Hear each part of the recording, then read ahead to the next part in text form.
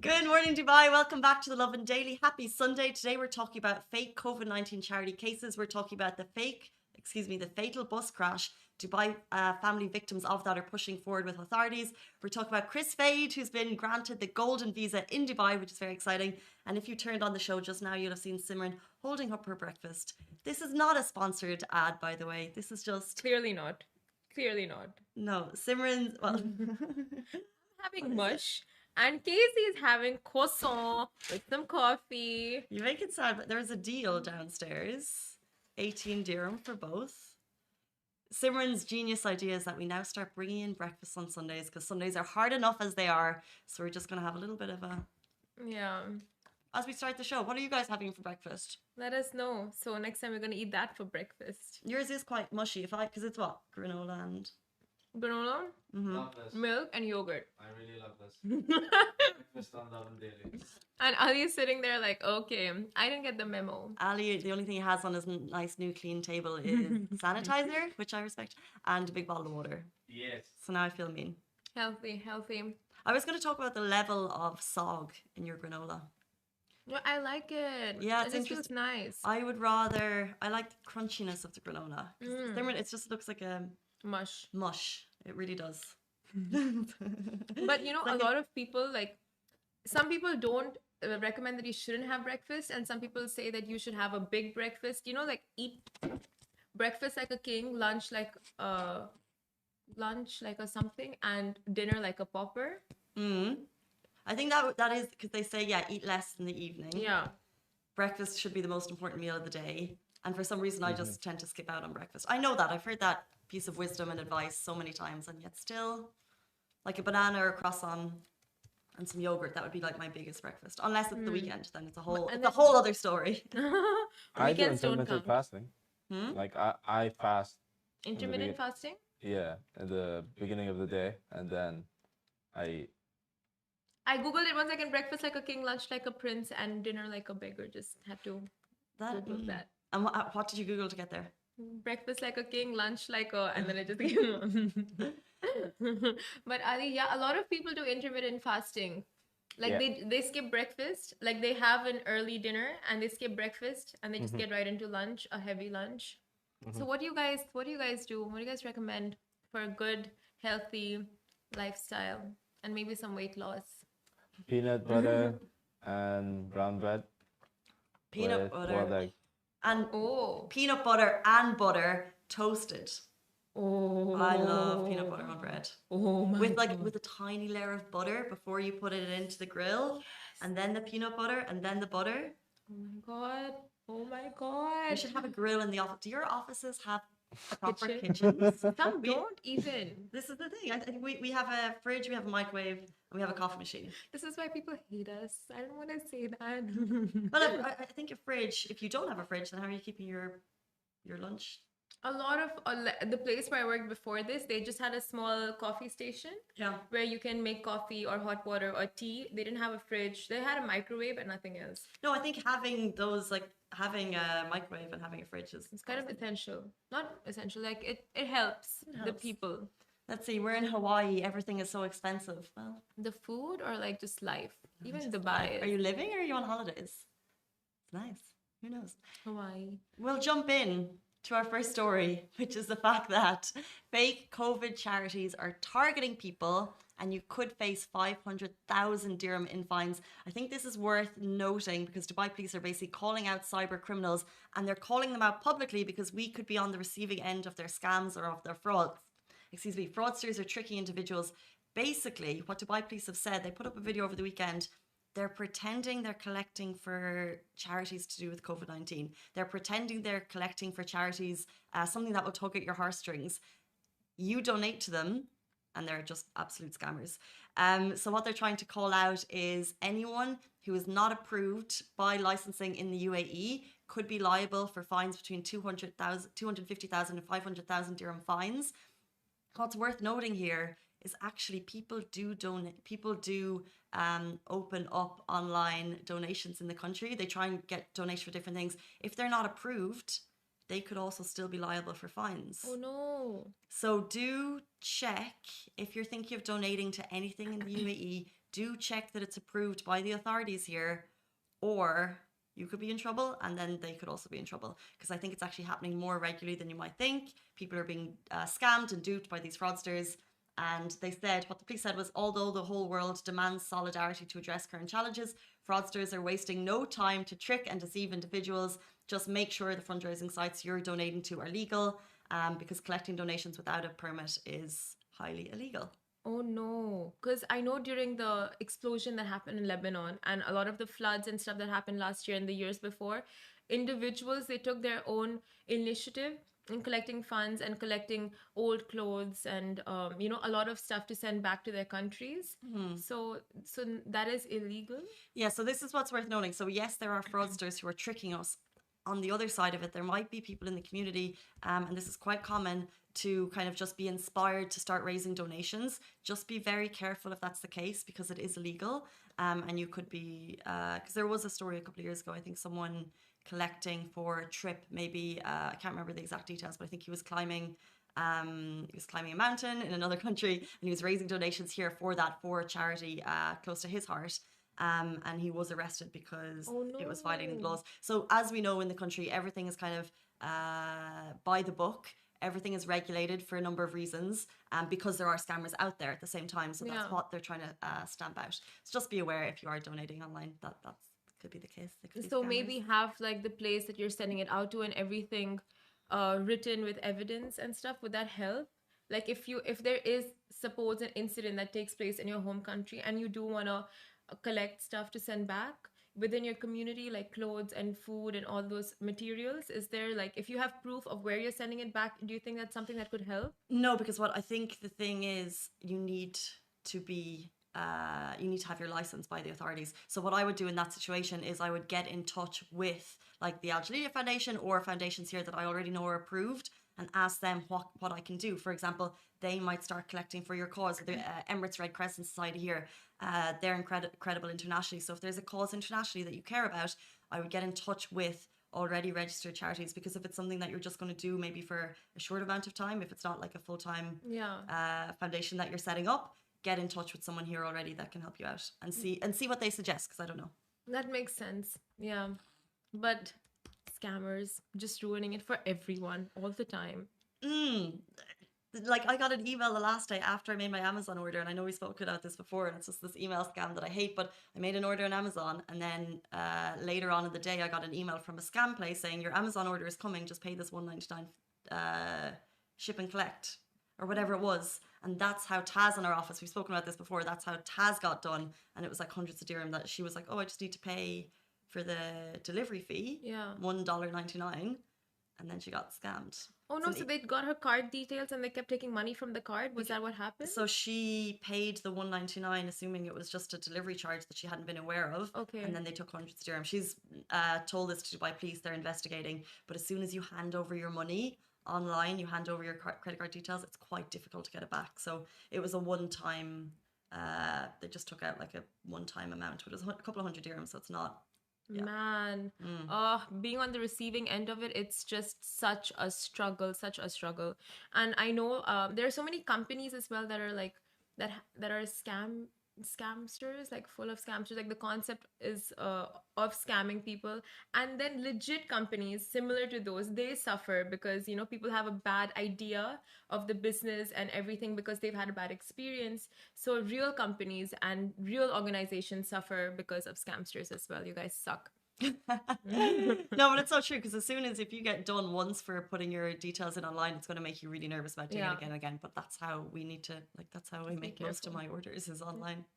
Oh God, yeah, e-commerce. I mean, everything has its drawbacks, but yeah. Moving on, so families of a Dubai bus crash victims are pushing authorities to move the case forward. Now, a fatal incident took place on June 6th, 2019, and now 2 years after the horrific bus crash that killed 17 UAE residents, families of the victims still haven't received compensation. In a report released on Khalij Times, it was expressed that the families of the departed are now, quote, in dire need of legal counsel and are struggling to keep their head above the water due to mounting financial issues. The bus crash, while it was returning from Muscat after Eid break, and the driver drove into a lane that was not meant for buses and drove straight into a metal barrier. So he rammed into a metal barrier, and that led to the immediate death of 15 passengers and 2 who succumbed to their injuries afterwards. Now, in the accident that killed 17 residents. It included 12 Indians, 2 Pakistanis, an Omani, an Irish woman, and a Filipina who were tragically killed. The bus driver was sentenced to 1 year in prison and needed to pay a sum of 3.5 million dirhams as blood money and a fine of 50,000 dirhams to the government. Now, it is so tragic, and families have lost their sole breadwinners in the accident and are financially struggling to cope, and have voiced their feelings, and they're trying to seek legal counsel right now. They reached out to Khalij Times and a bunch of other government entities as well. And so they're saying the blood money can really help aid them financially. So they're trying to push to get that out.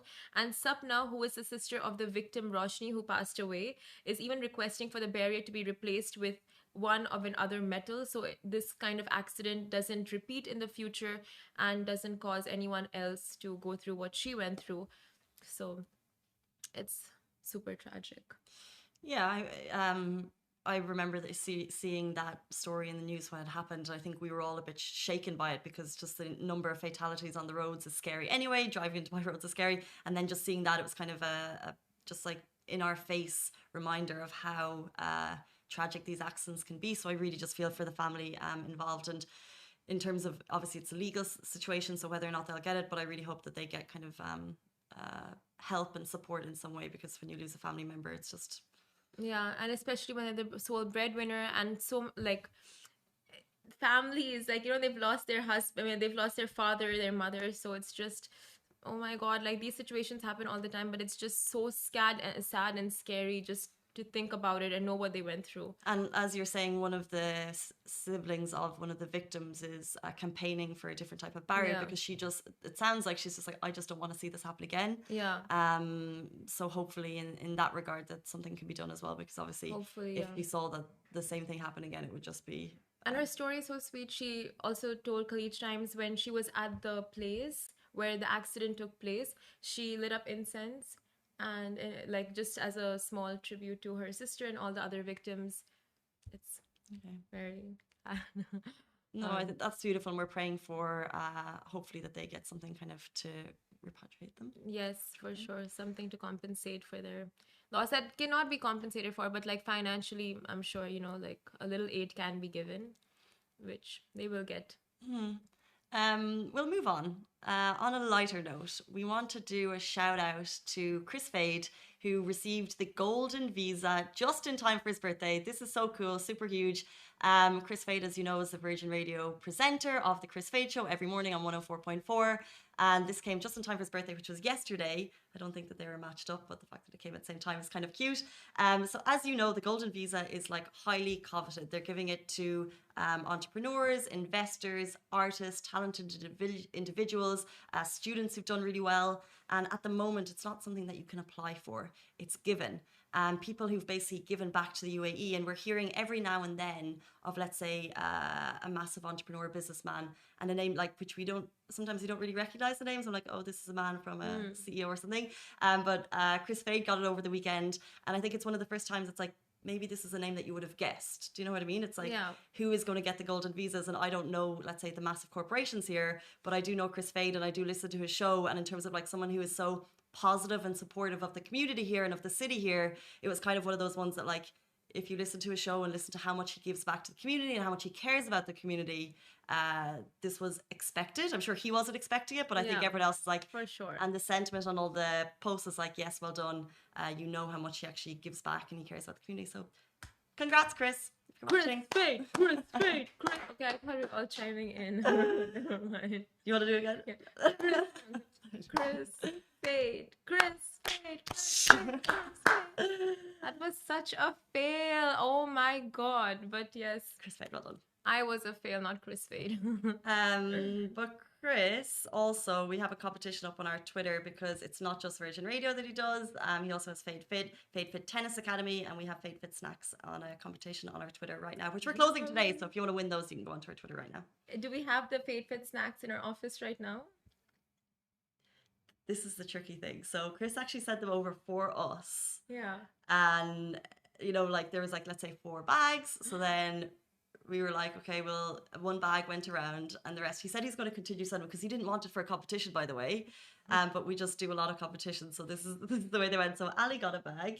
Some of us got a bag, and then the rest were put in the competition. But now they're just sitting there waiting to be given back. And it's like, oh, I want one. But it's so popular. His snacks are so popular. So making it a competition is like, you know what? We are giving back to the community. We are so good. We are just giving. And honestly, we just give and we give and we give. And what do we get for breakfast? Mush. You didn't even take a bite of yours. I did. Oh, was it during the show? I actually. Right in the beginning. Oh, okay, because after that I just didn't see her touching it. I'm like, oh. You know, I started it and then I was like, it's actually quite a hard thing because there's already, I came into the studio this morning and it's absolutely spotless and I've already got croissants and stuff everywhere. So it's not ideal for the show, but yeah. So I think we need to stick to food that is, you know, less of a mess maker, like my bowl of mush. Whatever you want to eat for breakfast.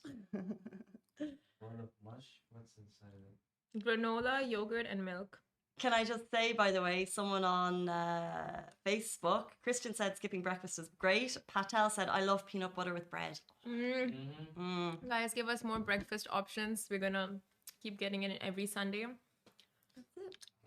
Yeah, because we are always hungry and big foodies. So we have always thinking Thursdays and breakfast Sundays. No makeup Thursdays and breakfast Sundays. Love. And throwback Tuesdays. What's next? Throwback Tuesdays. But the thing about breakfast Sundays is you're saying that we should like, it's like you just do what's easiest for you and what you enjoy. So like this and a banana, a coffee, like a flat white with almond milk. I know how like bougie I sound. And a croissant and a banana, like that's like my delicious breakfast. So I'll probably okay, see, I'm glad you didn't say pancakes. I'm like, okay. Well, it's also downstairs in Bistro. I could just pick it up on the way in, so it's really easy. Oh yeah, and you come in so when is Bistro open downstairs? Because you come in the office so early. Like you're here at 7:20. I don't think I am. Or 7:30. 7. Oh, but they are opening as I go past. Like I wouldn't come up and come down because we're on the 42nd floor. That would just. Oh, so they deliver? No, they don't deliver. No, but I go in and they've opened the doors and everything. Oh, they're ready. Yeah, they're open from 7:30. And the croissants smell as like every other single morning. I'm just like, it smells nice. It smells nice. It's just that's it. Whenever you walk past anywhere with that smell, it's just like I need to get one. Where was it last day? French bakery, Paul's. Shout outs to all the bakeries. Even Marks and Spencer's. I know it's just a store, but I'm just like, oh my god, it smells so good there. Really? Marks and Spencer. Yeah. I love their chocolate. They have this chocolate that they have. It's with milk inside it. As in a chocolate that you get in the deli there, or just one that they sell? I think the one that they sell. They have good food. They have some good. The ones in the UK, oh my God. People literally only buy food from Marks and Spencer in the UK because it's so good. And they have such a massive collection. I think you have a big bank balance if you're buying it only from Marks and Spencer's, but yeah. Yeah, that's true. But the almond croissants, I got one there at the weekend. It was delish. Anyway, on that note, guys, there's our Sunday morning show. We're back with you every single weekday morning. Bye bye from me. Peace. Bye. Bye.